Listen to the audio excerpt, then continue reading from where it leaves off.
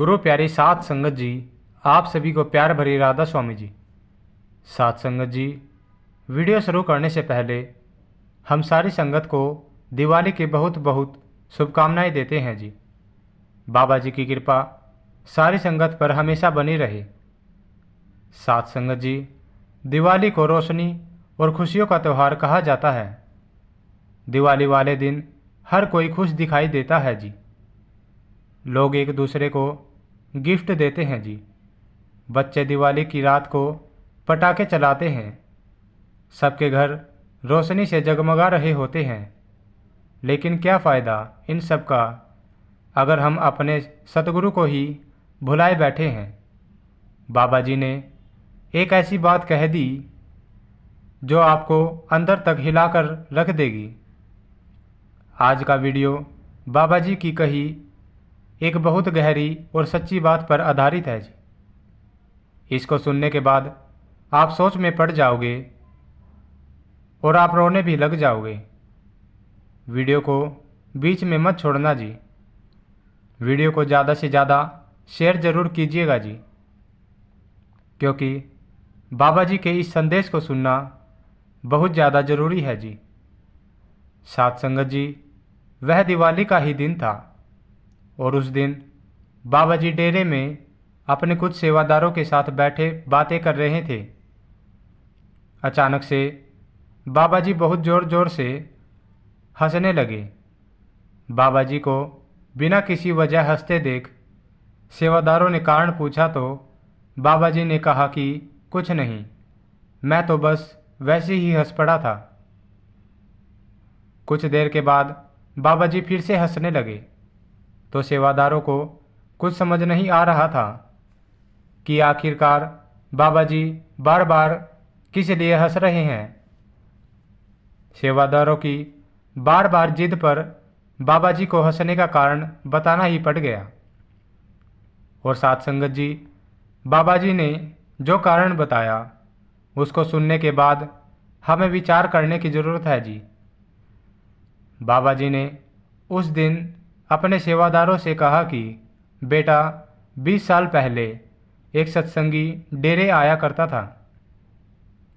यहाँ बहुत सेवा भी करता था। तब उसको नामदान की बख्शिश, बहुत सारे सत्संग भी सुनने पर, परमार्थी की किताबें भी पढ़ी, संगत की बहुत सेवा भी की और कुछ समय के बाद उसने नामदान के लिए अप्लाई कर दिया और मालिक की मौज से पहली बार में ही उसको पर्ची भी मिल गई थी। और उसके बाद मैंने उसको नाम का भेद भी दे दिया। वह बड़ा ही खुश हुआ और मुझे वचन देकर गया कि सारी उम्र से सिखाए गए तरीके के अनुसार भजन सिमरन करेगा। अभी बाबा जी बता ही रहे थे कि बाबा जी फिर से हंस पड़े। तो सेवादारों ने पूछा कि बाबा जी, लेकिन इन सब में हंसने वाली बात हमें समझ नहीं आई। और सेवा करना, सत्संग सुनना और उसके बाद नामदान के लिए अप्लाई करना तो हर सत्संगी का हक है। फिर उस सत्संगी ने ऐसा कौन सा काम किया जिस वजह से आप आज अचानक उसको याद करके हंस रहे हो। बाबा जी ने आगे बताया, बेटा, आज मुझे हंसी इसलिए आ रही है, आज वह किसी बड़ी मुसीबत में फंस गया है और वह मुझे बार बार पुकार रहा है। इस पर सेवादार ने फिर से पूछा कि बाबा जी, सारी संगत ही मुसीबत में आपको पुकारती है। अगर आपका वह 20 साल पहले वाला सत्संगी आपको मुसीबत में याद कर रहा है तो इसमें गलत क्या है। बाबा जी ने अब जो सेवादारों को बताया उसको सुनकर सेवादार एकदम चुप हो गए।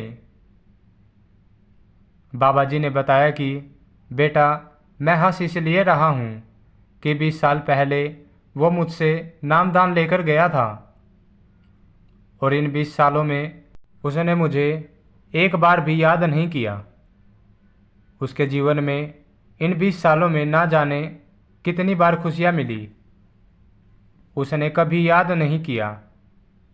लेकिन आज जब उस पर मुसीबत आई तो वह मुझे पुकारने लगा।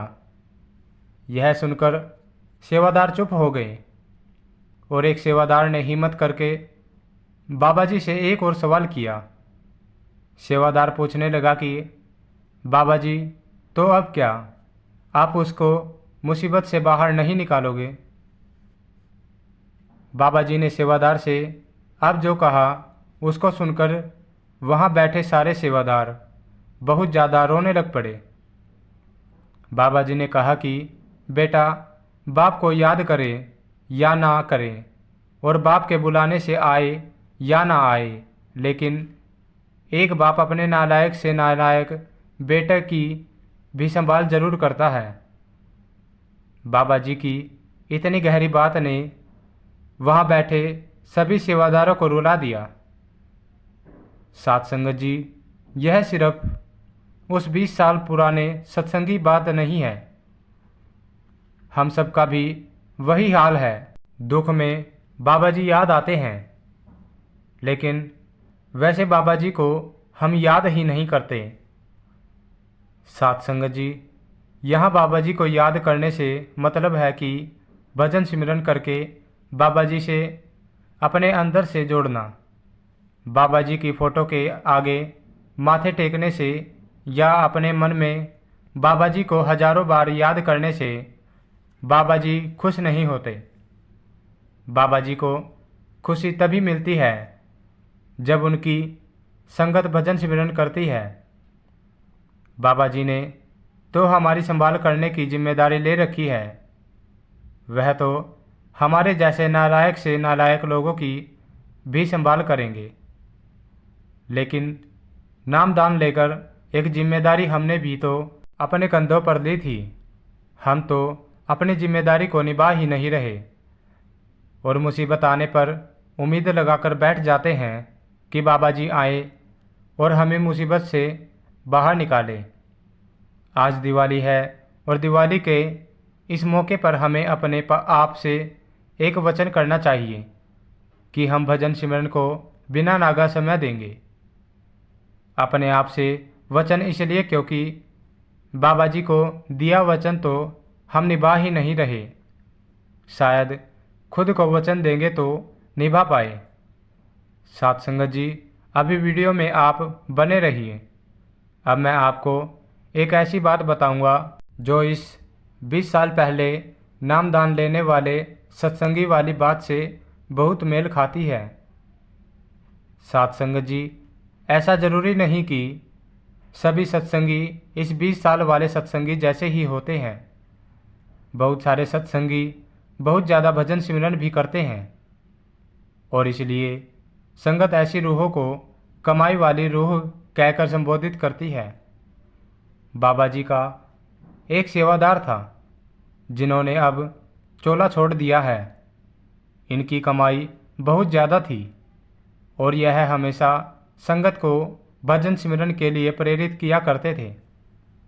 इनके कुछ साथी सेवादारों ने इनके बारे में एक बड़ी ही गहरी बात बताई थी, जिसको सुनकर सब हैरान रह गए थे। यह उन दोनों की बात है जब यह अपनी जवानी के दिनों में हुआ करते थे। डेरे से तो यह बचपन से ही जुड़े हुए थे। जवानी में आते आते यह डेरे में एक सेवादार बन गए थे और जब इन्हें नामदान मिल गया तो यह कहे समय अनुसार भजन सिमरन करते थे। डेरे में यह जिस कमरे में रहते थे उस कमरे में जब यह भजन सिमरन करने की बाद मालिक से अरदास करते थे तो इनके मुख से जो शब्द निकलते वह साथ वाले कमरे में भी सुनाई पड़ते थे। भजन सिमरन करने के बाद यह मालिक से अरदास किया करते थे कि हे मेरे मालिक, मुझे हमेशा दुख ही दुख देना। और जब यह अजीब सी अरदास साथ वाले कमरे में बैठे दूसरे सेवादार सुनते तो वो बड़े ही हैरान होते, क्योंकि ऐसी अरदास भला कौन करता है। सब मालिक से अपने लिए खुशियाँ मांगते हैं और यह मालिक से अपने लिए दुख मांग रहे थे। एक बार दूसरे सेवादारों ने इनसे कहा कि हमारा कोई हक तो नहीं कि आपसे यह सवाल करें, लेकिन हम सब बड़े हैरान हैं जब आप मालिक से खुद के लिए दुख मांगते हो। दूसरे सेवादारों का सवाल सुनकर इन्होंने जो बताया उसको सुनने के बाद दूसरे सेवादार रो पड़े थे। इन्होंने बताया कि मैं मालिक से अगर सुख मांगूंगा तो कुछ दिन सुख के काटने के बाद धीरे धीरे मैं उसी सुख में गुम हो जाऊंगा और बाबा जी को भूलकर बैठ जाऊंगा। इस संसार का और संसार में रहने वाले इंसानों का एक नियम है कि हर इंसान दुख आने पर मालिक को याद करने लगता है, लेकिन खुशी के दिनों में अपने परिवार, अपने रिश्तेदारों के साथ खुशियां मनाने में ऐसा गुम हो जाता है कि फिर उसको मालिक की जरा सी भी याद नहीं रहती। इसलिए मैं मालिक से अपने लिए हमेशा दुख ही दुख मांगता हूँ, जिससे कि मैं उनको हर पल याद करता रहूं। इनकी गहरी बातें सुनकर दूसरे सेवादार हैरानी के साथ रो रहे थे। साध संगत जी, इंसान की सच में यही फितरत होती है कि जब खुशी आती है तो उसको मालिक की याद नहीं आती। बहुत कम लोग खुशी आने पर मालिक का शुक्र करते हैं। शुक्र है एक ऐसा शब्द है जिसमें बहुत ज़्यादा ताकत होती है। जब हम खुशी आने पर मालिक का शुक्र करते हैं तो फिर वह खुशी हमेशा हमारे साथ रहती है। लेकिन हम खुशी आने पर उस मालिक को ही भूल बैठ जाते हैं जिसकी वजह से हमें खुशी मिलती है। हमारे में इतनी हिम्मत नहीं होती कि हम मालिक से अपने लिए दुख मांग सके, लेकिन हम मालिक का हर हाल में शुक्र तो कर ही सकते हैं। मालिक अच्छे दिन दिखाए तो भी उसका शुक्र करना चाहिए, बुरे दिन दिखाए तो भी उसका शुक्र करना चाहिए, क्योंकि समय सबका एक सा कभी नहीं रहा है और ना ही रहेगा। किसी ने बाबा जी से सवाल जवाब में पूछा था कि बाबा जी, मैं बहुत परेशान हूँ, जिस काम में हाथ डालता हूँ उसमें फेल हो जाता हूँ। तो बाबा जी ने उस भाई को भी यही समझाया था कि बेटा, मालिक पर विश्वास रखो, टाइम कभी एक सा नहीं रहता। सूरज भी निकलता है, बादल भी आते हैं, बारिश भी होती है, इसलिए हमें घबराना नहीं चाहिए। पिछली गलतियों से सीखते हुए आगे बढ़ना है।